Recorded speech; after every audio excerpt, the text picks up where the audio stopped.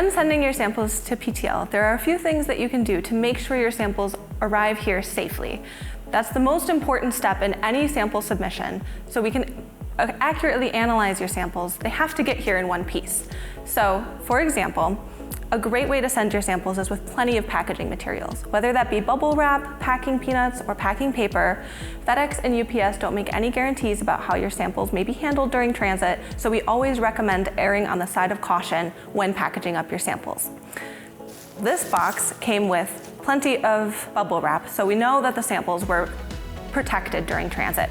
First of these suggestions is to individually wrap your glass vials to make sure that they don't clink together during transit and break that way. It's also helpful to put any samples into a plastic Ziploc bag to make sure that if anything does break or leak, it doesn't go all over the box and maybe compromise anything else that's in there. It's also helpful to put your paperwork in a plastic bag as well, so in case anything does leak or break during transit, your paperwork is not compromised. We can see that it was you who sent the samples, and we know that you're the best contact to reach out to in this case.